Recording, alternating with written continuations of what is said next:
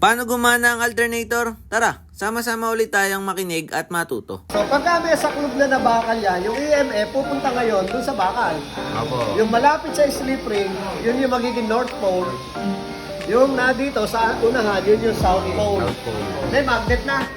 Meron na. Meron na. Wala pang puli. Meron na. So dito sa kabilang dulo, dyan nakakonekta yung pulley. Puli. And ito naman yung ating stator. Yung stator, may tatlong field coil.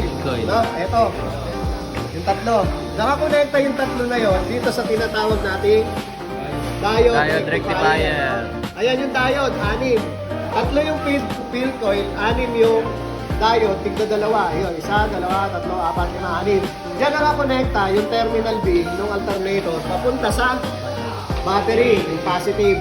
So yan nung nagcha-charge ng battery. Nakikinig, yeah. Presentation. Ito ngayon yung construction ng ating alternator. So, nandiyan na yung diode rectifier at yung voltage regulator. Stator at yung rotor. Ang stator, ito yung tatlo. Yan yung field coil. Ang rotor, ayun, nasa gitna. May EMF na, ayun, nakita nyo. So, pag nagkaroon na yan, umikot na yung rotor, magkakaroon niya ng kuryente. Magpo-produce ng kuryente itong ating stator. Tama? Okay, ang po-produce niya yung AC na tinatawag, alternating current. So, pag sinabi alternating current, pabago-bago, kaya nga alternating eh.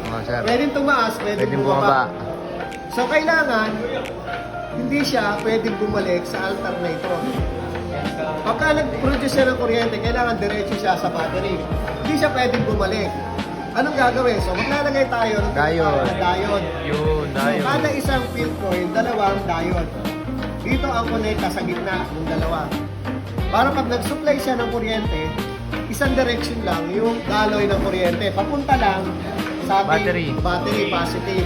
At ngayon, yung ating rotor, mapuputol yung connection ng isang stator. Pwede bumalik yung kuryente. Hindi po pwede yun. No? So pag naputol, dadaan sa diode rectifier, hindi siya pwede bumalik kasi one way lang yung kuryente. No? So ito naman ang magsusupply. Ganun din. Ito naman hanggang sa ulit-ulit lang. So dire-diretso yung supply ng kuryente sa positive. Kaya lang alternating AC taas. Para ma-control natin yung kuryente at hindi masunog yung mga wire, kailangan natin ng voltage regulator. Ang laman, diode trio at transistor. Ito ngayon yung ating voltage regulator. Nasa loob niya yung diode trio at yung transistor. Yung tatlong terminal, yan yung papunta dun sa IG, L, and S. Yun. So yung carbon brass, dyan din nakakonekta sa voltage regulator. Ayun.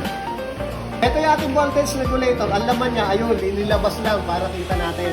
So yung kuryente na galing doon sa field coil, yung stator, dadaan siya, papunta dito sa ating rectifier, diode rectifier, diretso sa battery. No, ayan. And then, dito rin kukuha ng kuryente na AC, dadaan ngayon doon sa ating regulator, doon sa diode trio. So, diode din siya, one way lang, papunta sa voltage regulator. Okay? Hindi siya rin pwedeng bumalik. Output ng regulator, voltage regulator, nakakonekta doon sa dalawang brass. Yung dalawang carbon brass, nakakonekta doon sa dalawang slip ring. No? So, yan yung nagsusupply ng kuryente ngayon dito sa ating rotor. Pag nag-accelerate yung driver, dito yung pulley, di ba?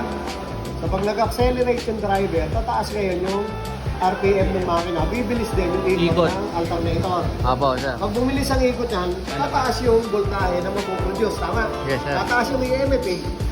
So, may voltage regulator. Ano kinokontrol ng voltage regulator? EMF.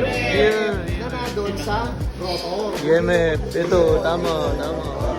Pag nakontrol niya yung EMF, no, na hanggang 14 volts lang, ang isusupply ngayon ng diode rectifier sa battery ay hanggang 14 lang. volts lang.